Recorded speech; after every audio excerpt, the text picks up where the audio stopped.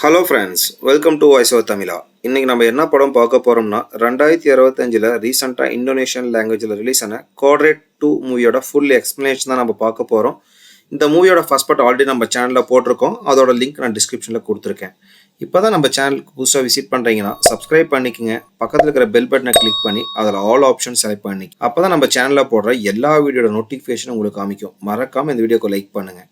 நீங்கள் போடுற ஒரு லைக்கும் தான் இந்த வீடியோவை மற்றவங்களுக்கு ரெக்கமெண்ட் பண்ணும். வாங்க வீடியோக்குள்ளே போகலாம். செகண்ட் பார்ட்டோட கதைக்குள்ளே போகிறதுக்கு முன்னாடி ஃபர்ஸ்ட் பார்ட்டில் என்ன நடந்துச்சு அப்படிங்கிறத நான் ஷார்ட்டாக சொல்லிடுறேன். ஏன்னா ஃபர்ஸ்ட் பார்ட்டோட கண்டினியூட்டியாக தான் செகண்ட் பார்ட் எடுத்திருப்பாங்க.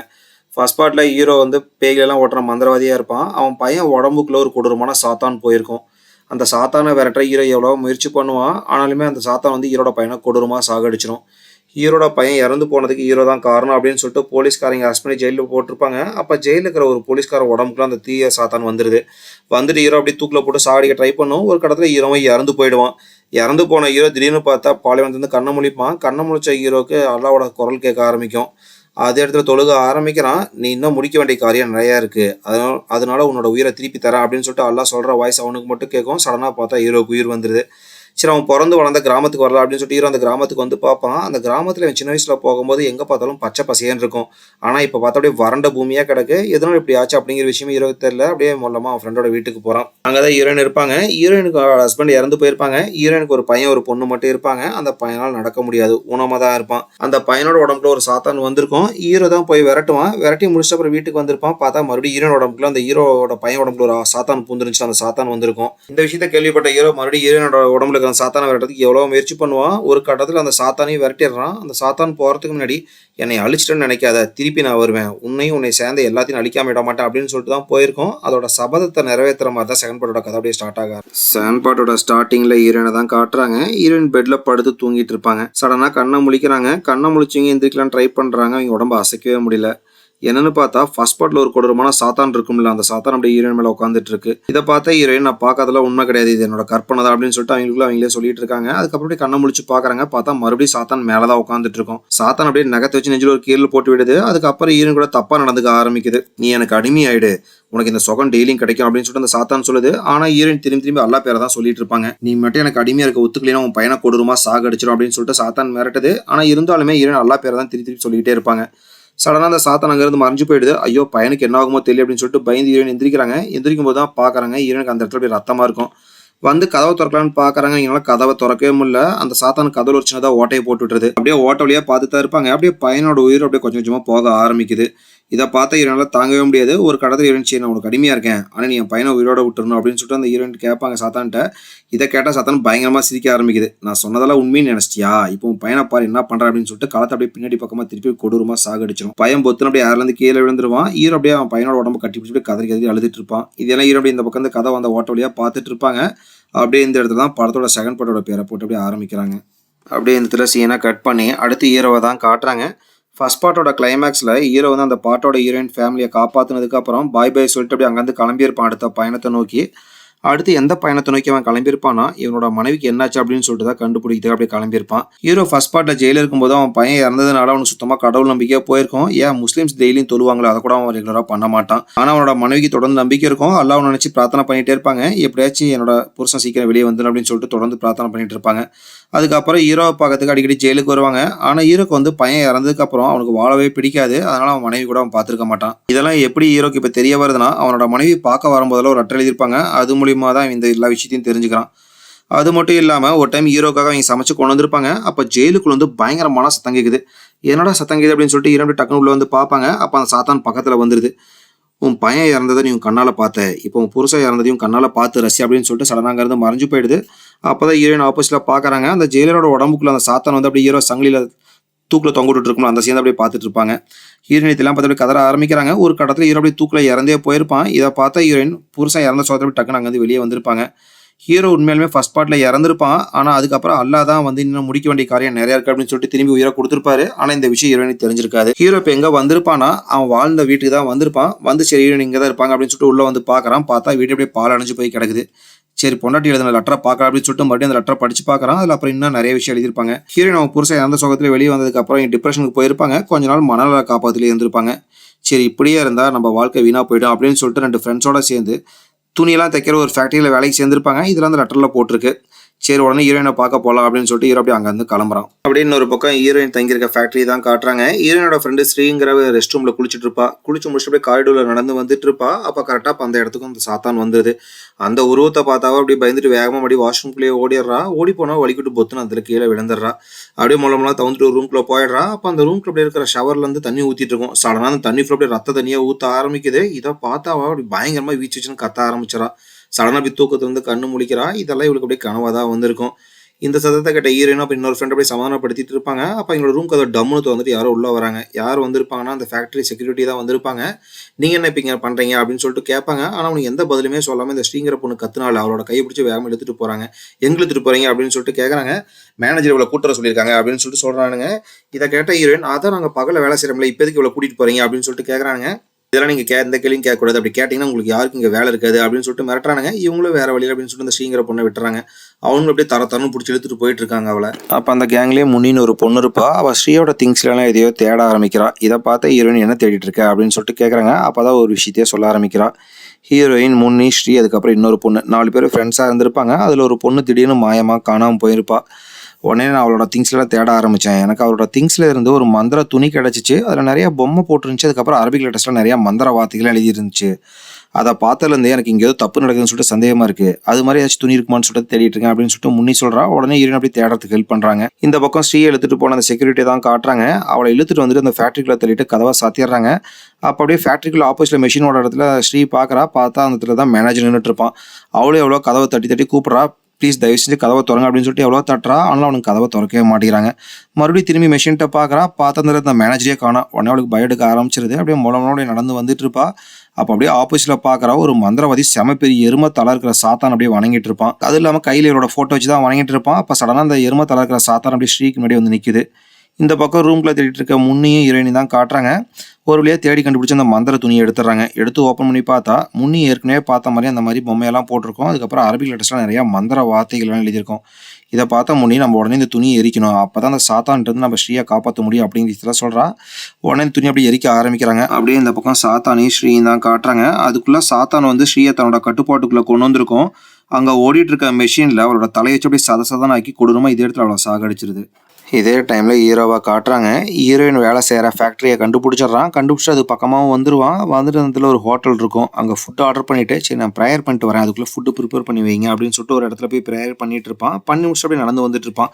அப்போ ஒரு சந்தில் இந்த ஃபேக்ட்ரியோட செக்யூரிட்டி எல்லாம் ஒருத்தனை பிடிச்சி அடிச்சிட்டு இருப்பாங்க. இவன் யாருன்னா இவனோட பொண்டாட்டி இந்த ஃபேக்ட்ரியெல்லாம் வேலை செஞ்சிருப்பா. திடீர்னு அவள் காணாமல் போயிருப்பா. அதை பற்றி தான் விசாரிச்சுட்டு இருப்பான். என்ன உனக்கு உன் பொண்டாட்டி பற்றி தெரியணுமா அப்படின்னு சொல்லிட்டு தர்மடி போட்டுருப்பாங்க. இதை பார்த்தா ஹீரோ ஒழுங்காக அவனை விட்டுருங்க அப்படின்னு சொல்லிட்டு சொல்லுவாங்க. அதுல இருந்து ஒருத்தன் நான் ஒரு பாக்ஸை தெரியுமா அப்படின்னு சொல்லிட்டு ஹீரோ அடிக்க வருவான். ஹீரோ அசால்ட்டாக அவன் கையை அப்படியே வளைச்சி திருப்பி பிடிச்சிக்கிறான். ஒழுங்காக சொன்னால் கேளுங்க, இல்லைன்னா நான் யாருன்னு காட்ட வேண்டியது இருக்கும் அப்படின்னு சொல்லிட்டு ஹீரோ மிரட்டுவான். உடனே அவனுக்கு பயந்து அப்படியே அவனை விட்டு அங்கேருந்து கிளம்பி போயிடுறானுங்க. அதுக்கப்புறம் ஹீரோவும் அவனை உட்காந்து அப்படியே சாப்பிட்டுட்டே பேசிகிட்டு இருக்காங்க. 2 பேரும் பேசிகிட்டு இருக்கும்போது தான் இவங்களுக்கு ஒரு விஷயம் தெரிய வருது. 2 பேருமே எங்களோட மனைவியை தேடி தான் இந்த ஃபேக்ட்ரிக்கு வந்திருக்காங்க அப்படிங்கிற விஷயம் 2 பேருக்கு தெரிய வருது. அதுக்குள்ளே அந்த இடத்துக்கு இப்போ பயந்துட்டு போன செக்யூரிட்டி எல்லாம் நிறைய பேர்த்த கூட்டிகிட்டு வந்துடுறானுங்க. இவன் தாண்டா நீ அடிச்சா அப்படின்னு சொல்லிட்டு மற்ற செக்யூரிட்டியை சொல்கிறாங்க. அதுலேருந்து ஒருத்தன் அப்படி ஹீரோ அடிக்கல அப்படின்னு சொல்லிட்டு மொல்லமாக அவன் பக்கத்தில் வரான். அப்போ ஹீரோ அதையெல்லாம் கவனிக்காமல் அப்படி எந்திரிச்சு எனக்கு ஒரு நூடுல்ஸ் அப்படின்னு சொல்லிட்டு அசால்ட்டாக உட்காந்துட்டு இருக்கான். அதுக்கப்புறம் பக்கத்தில் வந்ததுக்கப்புறம் எல்லாத்தையும் போட்டு தர்மடி போட்டு அடி பிரித்து எடுத்துடுறான். அப்படியே அடுத்த நாள் காலையில் ஆகிடுது. ஹீரோ நைட்டு ஒரு அப்பாவியை காப்பாற்றிருப்பான்ல. அவங்க 2 பேரும் தான் உட்காந்து அப்படியே டீ கடையில் பேசிகிட்டு இருப்பாங்க. அப்படியே அவனை பற்றி சொல்ல ஆரம்பிக்கிறான். என்னோட பேர் சுக்காட்டி. என்னோட மனைவி கடந்த 1 வருஷமாக இந்த ஃபேக்ட்ரியில் தான் வேலை செஞ்சுட்டு இருந்தா. திடீர்னு அவள் இறந்து போயிட்டா அப்படிங்கிற தகவல் தான் எனக்கு வந்துச்சு. எனக்கு என்னமோ சந்தேகமாக இருக்குது. என் பொண்டாட்டி கண்டிப்பாக சாதாரணமாக இறந்து போயிருக்க மாட்டா. இந்த ஃபேக்ட்ரியில் ஏதோ ஒரு மர்மம் இருக்குது, அதை கண்டுபிடிக்கலாம் தான் நானும் வந்திருக்கேன் அப்படிங்கிற விஷயத்தெல்லாம் சொல்லிட்டு இருக்கான். இவங்க 2 பேரும் பேசிகிட்டு இருக்கும்போது அந்த இடத்துக்கு இந்த ஊரை சேர்ந்த ஒருத்தர் வராரு. வந்தால் ஒரு டீ கடைக்காரர்கிட்ட காலங்காத்தாலே ஒரு கெட்ட செய்திப்பா அப்படிங்கிற விஷயத்தெல்லாம் சொல்கிறாரு. என்ன அப்படின்னு சொல்லிட்டு அவனு விசாரிக்கிறான். 1 வருஷத்துக்கு முன்னாடி இந்த ஃபேக்ட்ரியில் ஒரு பொண்ணு மர்மமாக இறந்து போச்சுல்ல, அதே மாதிரி இப்போ இன்னொரு பொண்ணு இறந்து போச்சு. அந்த ஃபேக்ட்ரிக்குள்ள ஏதோ நடக்குதான என்னங்கிற விஷயம் நமக்கு யாருக்குமே தெரிய மாட்டேங்குது அப்படிங்கிற விஷயத்தெல்லாம் அவர் சொல்லிட்டு இருக்கிறாரு. இதை கேட்ட ஹீரோ ஆமாம் நீங்கள் எந்த ஃபேக்ட்ரியை பற்றி பேசுறீங்க, அந்த ஃபேக்ட்ரியோட பேர் என்ன அப்படின்னு சொல்லி கேட்டு தெரிஞ்சுக்கிறான். அதுக்கப்புறம் சுக்காட்டியும் ஹீரோவும் சரி ஹீரோட மனைவியை காப்பாற்றுற அப்படின்னு சொல்லிட்டு வேகமாக வண்டி எடுத்துட்டு அப்படி அங்கேருந்து கிளம்புறாங்க. அப்படியே இந்த பக்கம் அந்த அடி வாங்கிட்டு போன செக்யூரிட்டி தான் காட்டுறாங்க. அவங்க எல்லாம் போயிட்டு அந்த ஃபேக்ட்ரியோட ஓனர்கிட்ட இப்படி ஹீரோ அவன் மனைவியை தேடி வந்திருக்கான் அப்படிங்கிறதெல்லாம் சொல்லிட்டு இருக்காங்க. அந்த ஃபேக்ட்ரியோட ஓனர் யாருன்னா நைட்டு ஒரு மந்திரவாதி மந்திரம்லாம் பண்ணிட்டு இருந்தால அவன் தான் அந்த ஃபேக்ட்ரியோட ஓனரே. அவன் உடனே ஹீரோவை பற்றியெல்லாம் விசாரிக்க ஆரம்பிக்கிறான். சார் அவன் செம பெரிய ஃபைட்டராக இருப்பான்ட்டு இருக்கு சார், எங்கள் எல்லாத்தையும் அடி நைட்டு போட்டு பிரித்து எடுத்துட்டான். அவனோட மனைவியை தேடி தான் நம்ம ஃபேக்ட்ரிக்கு வந்திருக்கான். ஆனா அவனோட மனைவி யாரு? அவரோட பேர் என்ன? அப்படிங்கிற விஷயம்லாம் நமக்கு தெரியல சார் அப்படிங்கிற விஷயத்தெல்லாம் செக்யூரிட்டி சொல்றாங்க. ஃபர்ஸ்ட்டு அவன் மனைவிய கண்டுபிடிக்கணும்னா நம்ம ஃபேக்ட்ரிக்குள்ள வந்தா தானே வர முடியும். அதுக்கு தேவைப்படுற வேலையெல்லாம் நான் சுக்காட்டியோட வண்டியில ஆல்ரெடி வச்சுட்டேன் அப்படிங்கிற விஷயத்தெல்லாம் அந்த மந்திரவாதி சொல்றான். அப்படியே இந்த இடத்துல சீனும் கட் ஆகுது. அடுத்து ஹீரோவையும் சுக்காட்டியும் தான் காட்டுறாங்க. 2 பேரும் அப்படியே வண்டியில ஹீரோவோட மனைவியை காப்பாத்தல அப்படின்னு சொல்லிட்டு வந்துட்டு இருப்பாங்க. அப்ப சுக்காட்டி அப்படியே தம் எடுத்து வாயில வச்சு அப்படியே புகைய புஃப் புஃப்னு வண்டிக்குள்ளேயே விட்டுட்டு இருப்பான். ஹீரோனால மூச்சே விட முடியாது. உடனே ஜன்னல் இறக்கி விடுறான். அப்பயுமே புகை வெளியே போயிருக்காது. உடனே சுக்காட்டிட்ட டேய் புகைய அந்த பக்கம் விடுறா அப்படின்னு சொல்லிட்டு ஹீரோ சொல்லுவான். ஆனா சுக்காட்டி எந்த பதிலுமே சொல்லாம புகை ஹீரோக்கு பக்கத்துலேயே புஃப் புஃப்னு மறுபடியும் விட்டுட்டே இருப்பான். என்னடா புகை இந்த பக்கம் திரும்பி விடுறா அப்படின்னு சொல்லிட்டு திரும்பி மறுபடியும் சுக்காட்டி பக்கம் ஹீரோ பார்ப்பான். அப்பதான் சுக்காட்டியோட உடம்புக்குள்ள ஒரு சாத்தான் வந்த விஷயமே ஹீரோக்கு தெரியும். உடனே சுக்காட்டியோட நெத்தியில கை வச்சு நீ யாரு எங்கிருந்து வந்திருக்க யார் உன்னை ஏவிட்டா அப்படிங்கிற விஷயத்துல ஹீரோ கேட்பான். ஏன்னா இந்த சாத்தான் எங்கிருந்து வந்திருக்குன்னு தெரிஞ்சா மட்டும் தான் ஹீரோனால ஓட்டவே முடியும். ஆனால் அந்த சாத்தான் எந்த பதிலுமே சொல்லாம வண்டியை தாறுமாறா ஓடிட்டு போய் ஆக்சிடென்ட் பண்ணிடுது. நல்ல வேலையே ஹீரோக்கு எதுவும் ஆயிருக்காது. வெளியே எகிரி விழுந்திருப்பான். அதுக்கப்புறம் சுக்காட்டியோட நெத்தியில மறுபடியும் தலையில கை வச்சு நீ யாரு எந்த மதத்தை சேர்ந்தவன் உன்னை யார் ஏவிட்டா அப்படிங்கிற விஷயத்தெல்லாம் ஹீரோ கேட்டுட்டு இருப்பான். தொடர்ந்து மந்திரவாதிகளை சொல்ல ஆரம்பிக்கிறான். ஒரு கட்டத்தில் அந்த சாத்தான் யார் அனுப்பிச்சா அப்படிங்கிற விஷயத்த சொல்ல ஆரம்பிக்குது. அந்த ஃபேக்ட்ரி முதலாளி தான் அனுப்பிச்சான் அப்படிங்கிற விஷயத்தெல்லாம் அந்த சாத்தான் சொல்லிடுது. அப்புறம் ஹீரோ கஷ்டப்பட்டு அந்த சுக்காட்டியோட உடம்புல தான் சாத்தானை விரட்டிடுறான். அதுக்கப்புறம் அப்படியே சுக்காட்டியை அப்படியே கை தங்கலா பிடிச்சி அப்படியே வண்டிகள் வந்து வெளியே இழுப்பான். அப்பதான் ஹீரோ பார்க்குறான் சுக்காட்டியோட சீட்டு பக்கத்துல அந்த ஃபேக்ட்ரி முதலாளி மந்திரவாதி சூனியம் பண்ணி அப்படி நிறைய தகடுலாம் வச்சிருப்பான். அதை பார்த்தோன்னே ஹீரோக்கு புரிஞ்சுக்குது. அதுக்கப்புறம் 2 பேரும் அங்கேருந்து கிளம்ப ஆரம்பிக்கிறாங்க. இதே டைம்ல ஃபேக்ட்ரிக்குள்ள இருக்க எல்லா பொண்ணுங்களையும் தான் காட்டுறாங்க. எல்லாத்துக்குமே ஸ்ரீயா அந்த விஷயம் தெரிய வந்துடுது. இதை கேள்விப்பட்ட ஹீரோயின் முன்னிக்கிட்ட நம்ம இதுக்கப்புறமும் இந்த ஃபேக்ட்ரியில் வேலை செய்ய வேண்டாம், வேற எங்கேயாச்சும் போய் வேலை பார்த்துக்கலாம் அப்படின்னு சொல்லிட்டு ஹீரோயின் சொல்லுவாங்க. இதை கேட்ட முன்னி என்னாலலாம் வர முடியாது. ஏன்னா இறந்து போன 2 பேர்த்துல ஒருத்தி என்னோட தங்கச்சி. என் தங்கச்சிக்கு என்ன ஆச்சுங்கிறத நான் கண்டுபிடிக்காம வரமாட்டேன். முடிஞ்சா நீ எனக்கு கண்டுபிடிக்கிறதுக்கு உதவி பண்ணு அப்படின்னு சொல்லிட்டு ஹீரோயின்ட்ட சொல்லுவாங்க. ஹீரோயின் நானும் சரி நான் உனக்கு உதவி பண்ணுறேன் அப்படின்னு சொல்லிட்டு சொல்லிடுறாங்க. அப்படியே பேசிட்டே இருப்பாங்க. அப்போ அந்த இடத்துல அந்த மந்திரவாதி வருவான். அந்த மந்திரவாதி தான் ஆக்சுவலி அந்த ஃபேக்ட்ரியோட முதலாளி. அவன் அந்த ஃபேக்ட்ரிக்குள்ள இருக்க ரகசிய அறைக்குள்ள அப்படியே போயிட்டு இருப்பான். இதை பார்த்து ஹீரோயினும் முன்னே அப்படியே ஃபாலோ பண்ணிட்டு பின்னாடி போவாங்க. இதே டைம்ல வெளியே ஹீரோவும் சுக்காட்டியும் வந்துருவாங்க. வந்த சுக்காட்டி நான் ஃபேக்ட்ரிக்குள்ள போவோம் அப்படின்னு சொல்லிட்டு பயங்கரமா பிரச்சனை பண்ண ஆரம்பிக்கிறான். ஆனாலும் அவன் உள்ளேயே விட மாட்டேங்கிறாங்க. இந்த கேப்பை பயன்படுத்திட்டு ஹீரோ அந்த ஃபேக்ட்ரிக்குள்ள ஒரு வண்டி போகும். அந்த வண்டிகளில் படுத்துட்டு அப்படியே வண்டிகளில் பிடிச்சி அப்படியே அந்த ஃபேக்ட்ரிக்குள்ள வந்துடுறான். ஹீரோ அந்த வண்டிகளில் எந்த இடத்துக்கு வந்திருப்பானா ஹீரோயினும் முன்னையும் அந்த மந்திரவாதியை ஃபாலோ பண்ணிட்டு ஒரு ரகசிய அறையை நோக்கி போயிட்டு இருப்பாங்க. அந்த இடத்து பக்கமாக தான் அவனும் வந்திருப்பான். ஹீரோயினும் முன்னையும் மூலமாக அந்த ரகசிய அறைக்குள்ள போயிட்டு இருப்பாங்க. போயிட்டு அப்படியே மூலமாக எட்டி பார்க்குறாங்க. பார்த்தா அந்த மந்திரவாதி அதுக்கப்புறம் இங்கே வேலை செய்கிற எல்லா செக்யூரிட்டியும் அப்படியே செம பெரிய ஒரு எறும்பு தலை முன்னாடி நின்றுட்டு அப்படியே வழிபட்டு இருப்பாங்க. ஏதோ மந்திரத்தையெல்லாம் சொல்லிட்டு நிறைய சடங்கெல்லாம் பண்ணிட்டு இருப்பாங்க. எதுக்காக இந்த எருமை தலையை வழிபடுறாங்கன்னா இந்த ஃபேக்ட்ரி கட்டுறதுக்கு முன்னாடி இந்த இடத்துல செம பெரிய ஒரு எருமையை பலி கொடுத்து அதோட தலையை அப்படி இந்த இடத்துல புதைச்சி தான் இந்த ஃபேக்ட்ரியை கட்டியிருப்பாங்க. அதை அப்படி வழிபட்டு இருப்பாங்க. வழிபட அந்த எருமை தலை இருக்க சாத்தம் அப்படியே அந்த இடத்துக்கு முள்ளம்படி வர ஆரம்பிக்குது. இதை பார்த்தா ஹீரோயின் அப்படி முன்னையும் பயங்கரமாக ஒரு சத்தம் போட்டுறாங்க. உடனே அந்த மந்திரவாதிக்கு இந்த இடத்துல வேற யாரோ இருக்காங்க அப்படிங்கிற விஷயம் அவனுக்கு தெரிய வந்துடுது. உடனே அங்கே இருக்க செக்யூரிட்டி எல்லாமே ஹீரோயினையும் முன்னையும் துரத்த ஆரம்பிக்கிறாங்க. அவங்க 2 பேரும் அப்படியே ஃபேக்ட்ரிக்குள்ள சன்ஸ் தான் பூந்து ஓடிட்டு இருப்பாங்க. ஒரு இடத்துல ஹீரோயின் கால் பசங்கி பொத்துன்னு விழுந்துடுறாங்க. ஹீரோயினால் நிற்க கூட முடியல. முன்னி வா நான் உன்னை கூட்டிகிட்டு போகிறேன் அப்படின்னு சொல்லிட்டு எவ்வளோ கூப்பிடுவா. இல்லை நீயாச்சும் இங்கே தப்பிச்சு உயிரோட போ அப்படின்னு சொல்லிட்டு ஹீரோயின் முன்னி அங்கேருந்து அனுப்பிச்சி விட்டுறாங்க. அவ்வளோதான் நம்மளோட சோடி முடிய போகுது அப்படின்னு சொல்லிட்டு ஹீரோயின் பயந்துட்டே உட்காந்துட்டு இருப்பாங்க. கரெக்டாக இப்போ அந்த இடத்துக்கு ஹீரோ வந்துடுறான். ஹீரோ பார்த்த ஹீரோயினுக்கு நம்ம பார்க்கறது கனவான்னு கூட புரியல. கரெக்டாக இப்போ அந்த இடத்துக்கு எல்லா செக்யூரிட்டியும் வந்துடுறாங்க. வந்த செக்யூரிட்டி அப்படி ஹீரோனை பிடிச்சி அப்படி தரத்தனை இழுத்துட்டு போக முயற்சி பண்ணுவாங்க. இதை பார்த்த ஹீரோ அங்கே இருக்கிற எல்லா செக்யூரிட்டி அடி போட்டு பிரித்து எடுத்துடுறான். அதுக்கப்புறம் ஹீரோயினை கூட்டிகிட்டு போயிட்டு ஃபேக்ட்ரியோட இடத்துல ஒளிஞ்சிட்டு உட்காந்துட்டு இருப்பாங்க. அந்த இடத்துல ஹீரோனுக்கு அந்த பெசங்க இருக்க காலையை சரி பண்ணி விட்டுறான். ஹீரோனுக்கு இப்பயும் நம்ம ஹீரோவை பார்க்கறது உண்மையானு கூட புரியல. ஹீரோ கிட்ட ஆமாம் நான் ஜெயிலுக்கு வந்தப்போ நீ இறந்ததை நான் பார்த்தேன், நீ எப்படி உயிரோட வந்த அப்படின்னு சொல்லிட்டு ஹீரோட்ட கேட்குறாங்க. ஆமாம் நீ பார்த்தது உண்மைதான், நான் இறந்தது உண்மைதான், அல்லா தான் எனக்கு ஏதோ கடமை இருக்குது அப்படின்னு சொல்லிட்டு என்னோட உயிரை திருப்பி கொடுத்தாரு அப்படிங்கிற விஷயத்தெல்லாம் ஹீரோ சொல்கிறான். இதை கேட்ட ஹீரோயின் அழுக ஆரம்பிக்கிறாங்க. எனக்கு தான் கடவுள் நம்பிக்கை இல்லாமல் போச்சு. நம்ம பையன் உயிருக்கு போராடிட்டு இருக்கும்போது நான் அல்லாவை நம்பாமல் அந்த சாத்தான்ட்ட அடிமையாக இருக்கேன்னு சொல்லிட்டு ஒத்துக்கிட்டேன். நான் எவ்வளோ பெரிய தப்பு பண்ணிட்டேன், பாவம் பண்ணிட்டேன். அல்ல நீ மன்னிக்கவே மாட்டார் அப்படின்னு சொல்லிட்டு ஹீரோயின் புலம்ப ஆரம்பிக்கிறாங்க. கவலைப்படாத, எனக்கு அல்ல ஒரு வாய்ப்பு கொடுத்தாருன்னா கண்டிப்பாக உனக்கு ஒரு வாய்ப்பு கொடுப்பாரு, அழுவாத, சரி வாங்கன்னு தப்பிச்சு போகலாம் அப்படின்னு சொல்லிட்டு அங்கேருந்து தப்பிச்சு ஓட ஆரம்பிக்கிறாங்க. கரெக்டாக இப்போ அந்த இடத்துக்கு செக்யூரிட்டி மேனேஜர் வில்லன் எல்லாரும் வந்துடுறாங்க. அதுக்கப்புறம் ஹீரோ அங்கே இருக்க எல்லாத்துக்கூடயும் பயங்கரமாக சண்டை போட்டு இருப்பான். அந்த வில்லன் ஒரு மந்திரவாதி தானே, ஏதோ மந்திரப்பொடி அப்படி ஹீரோ மூஞ்சில் தூவி விட்டுருவான். அதுக்கப்புறம் ஹீரோடைய மயக்க போட்டு பொத்துன்னு அதே இடத்துல விழுந்துடுறான். இதே டைமில் தப்பிச்சு அந்த முன்னே தான் காட்டுறாங்க. தப்பிச்சு அந்த முன்னே அந்த பொண்ணுங்களை இருப்பாங்களா அந்த இடத்துக்கு வந்துடுறா. வந்த முன்னே அப்படியே பயங்கரமாக அழுதுகிட்டு ஹீரோயின் ஆபத்தில் இருக்கா, நாம தான் அவளை காப்பாற்றணும் அப்படின்னு சொல்லிட்டு அழுதுகிட்டே சொல்லிட்டு இருப்பா. அப்படியே இந்த பக்கம் வில்லனை தான் காட்டுறாங்க. ஹீரோவை சேரில் கட்டி போட்டிருப்பான். ஆமாம் நீ யார்ரா, எதுக்காகடா என் ஃபேக்ட்ரிக்குள்ளே வந்திருக்க அப்படின்னு சொல்லிட்டு ஹீரோட்ட கேட்பான். நான் என் பொண்டாட்டியை காப்பாற்றி இங்கேருந்து கூட்டிகிட்டு போகிறதுக்காக தான் வந்திருக்கேன் அப்படின்னு சொல்லிட்டு ஹீரோ சொல்லுவான். இதை கேட்டவில்லை. ஏன்டா அவ்வளோ அசால்ட்டாக என் ஃபேக்ட்ரிக்குள்ளே வந்துட்டு என் பொண்ணுங்களை இங்கேருந்து கூட்டிகிட்டு போக முடியும்னு நீ நினைக்கிறியா? இப்போ தான் உன்னை பற்றி எல்லா விஷயம் எனக்கு தெரிஞ்சிச்சு. ஆமாம் நீ ஆல்ரெடி இறந்து போயிட்டியாமே, அந்த மாதிரி டாக்குமெண்ட்ஸ் எல்லாம் இருக்காமே, இப்போ நீங்கள் அடித்து கொன்னா கூட யாரும் கேட்க மாட்டாங்க. அப்படின்னு சொல்லுவான். இதை கேட்ட ஹீரோ, யார் சாகணும் சாகக்கூடாதுங்கிறது நீ முடிவு பண்ண முடியாது, அது அல்லா தான் முடிவு பண்ணணும் அப்படின்னு சொல்கிறான். ஓ, நீ சொல்கிற அல்லாவா? ஆமாம், உன் பையன் சாகிறப்ப அல்லா என்ன பண்ணார் உன் பையனை காப்பாற்றாம? சும்மா தானே இருந்தார் அப்படின்னு சொல்லிட்டு வில்லன் சொல்லுவான். இதை கேட்ட ஹீரோக்கு அப்படியே பயங்கரமாக கோவம் வருது. அப்படியே இந்த பக்கம் அந்த பொண்ணுங்களை தான் காட்டுறாங்க. எல்லாரும் அப்படியே ஒன்றா சேர்ந்து அப்படியே பயங்கரமாக கோஷம் போட ஆரம்பிக்கிறாங்க, உள்ளிருப்பு போராட்டம் பண்ண ஆரம்பிக்கிறாங்க. அப்போ அப்படியே ஹீரோயினை தான் காட்டுறாங்க. ஹீரோயின் அப்படியே 2 கையும் அப்படியே கயித்துல கட்டி தொங்கிட்டுருப்பாங்க. அப்போ கரெக்டாக அந்த இடத்துக்கு அந்த எருமத்தலை இருக்க சாத்தான் வந்து அப்படியே வந்து ஹீரோயின் முன்னாடி நிற்குது. சாத்தான் வந்து அப்படியே முன்னாடி நின்னோடனே ஹீரோயின் கையில் கட்டியிருக்க கயிறு அப்படியே தானாகவே அவுந்துருது. ஹீரோயின் அப்படியே வெச்ச கண்ணு மாறாமல் அப்படியே சாத்தானை தான் பார்த்துட்டு இருப்பாங்க. அப்போ வெளியே இருக்க எல்லா பொண்ணுங்களும் பயங்கரமாக சத்தம் போட ஆரம்பிக்கிறாங்க. வெளியே இப்படி பொண்ணுங்கள்லாம் போராட்டம் பண்ணுற விஷயத்தெல்லாம் மேனேஜர் ஃபோன் பண்ணி அப்படியே ஓனர்கிட்ட சொல்கிறான். இதை கேட்ட வில்லனுக்கு அப்படியே கோவம் வருது. உடனே பக்கத்தில் இருக்கிற கத்தி எடுத்து அப்படியே ஹீரோட வயிற்றுல குத்திட்டு அந்த பொண்ணுங்களோட பிரச்சனையை பார்க்கலாம் அப்படின்னு சொல்லிட்டு அவன் அங்கேருந்து கிளம்பிடுறான். அப்படியே இந்த பக்கம் ஹீரோயினை தான் காட்டுறாங்க. ஹீரோயின் இப்போ முழுக்க அந்த சாத்தானோட கட்டுப்பாட்டுக்குள்ளே போயிடுறாங்க. இதுக்கு முன்னாடி ஒரு பொண்ணு அப்படியே மிஷினில் தலையை வச்சு இறந்து போனால அதே மாதிரி ஹீரோயின் அப்படியே மிஷின் பக்கத்தில் போய் நின்றுட்டு இருக்காங்க. கொஞ்சம் கொஞ்சமாக மிஷினில் அப்படியே தலையை போயிட்டு இருப்பாங்க. கரெக்டாக போய் ஹீரோ வந்துடுறான். வந்துட்டு அப்படியே தலையில் கை வச்சு அப்படியே தொடர்ந்து மந்திரவாதிகளை சொல்ல ஆரம்பிக்கிறான். ஹீரோயினும் ஹீரோனுக்கு வந்துடுறாங்க. வந்தாலுமே அந்த மிஷினை நிறுத்தவே முடியல. ஹீரோயினோட முடி அந்த மிஷினுக்குள்ளே மாட்டிகிட்டு இருக்கோம். ஹீரோ எவ்வளோ கஷ்டப்பட்டு அந்த வீல் இழுத்து பிடிச்சிட்டு இருப்பான். அப்போ தான் ஹீரோட பேக்கெட்டுக்குள்ளே பார்க்குறான் அந்த மந்திர துணி இருக்கும். அதை கையில் எடுத்துட்டு அப்படி தொடர்ந்து மந்திரவாதிகளை சொல்ல ஆரம்பிக்கிறான். ஒரு வழியாக அந்த மிஷின் அப்படி நின்று போயிடுது. அப்படியே இந்த பக்கம் போராட்டம் பண்ணிட்டு இருக்க பொண்ணுங்களை தான் காட்டுறாங்க. அங்கே இருக்கிற எல்லா பொண்ணுங்களும் அப்படி போராட்டம் தொடர்ந்து பண்ணிகிட்டே இருப்பாங்க. இதை பார்க்குற செக்யூரிட்டி எல்லாம் ஒழுங்காக எல்லாம் ரூம்குள்ளே போயிடுங்க, எல்லாம் அடி வாங்குவீங்க அப்படின்னு சொல்லிட்டு மிரட்டுறாங்க. ஆனால் யாருமே கேட்க மாட்டேங்கிறாங்க. அதுக்கப்புறம் அங்கே இருக்கிற எல்லா செக்யூரிட்டியும் அப்படியே கண்ணு முன்னு தெரியாமல் அங்கே இருக்கிற எல்லா பொண்ணுங்களையும் அடிக்க ஆரம்பிக்கிறாங்க. இன்னொரு பக்கம் வில்லனை தான் காட்டுறாங்க. அவன் அங்கே இருக்கிற எல்லா பொண்ணுங்களோட ஃபோட்டோவும் வச்சு அதில் அப்படியே ரத்தத்தெல்லாம் விட்டு அந்த எருமத்தலை சாத்தானை நோக்கி வழிபட ஆரம்பிக்கிறான். அது மூலியமாக அங்கே இருக்கிற எல்லா பொண்ணுங்களும் இப்படி பேய் பிடிக்க ஆரம்பிச்சிருது. ஒரு வழியே ஹீரோவும் ஹீரோனை காப்பாற்றிட்டு வெளியே வந்து பார்க்குறான். பார்த்தா அங்கே இருக்கிற எல்லா பொண்ணுங்களோட உடம்புலையும் பேயாக இருக்கும். ஹீரோ 1-2 பொண்ணுங்கன்னா அசால்ட்டாக பேயை ஓட்டிடுவான். ஆனால் இங்கே இருக்கிற எல்லா பொண்ணுங்களோட உடம்புலையும் பேய் இருக்குது. அவனும் முடிஞ்ச அளவுக்கு எல்லா பேயும் ஓட்ட முயற்சி பண்ணுறான். ஒரு வழியாக கஷ்டப்பட்டு எல்லா பொண்ணுங்களோட உடம்புல இருக்கிற பேயும் விரட்டிடுறான். அதுக்கப்புறம் ஹீரோ அப்படி வெள்ளத்தனமாக சிரிச்சு போய் நடந்துருவான். எங்கே வந்து நிற்பானா அந்த எரும தலையை வச்சு வழிபட்டு இருப்பாங்க, அந்த இடத்துல தான் வந்து நின்றுட்டு இருப்பான்.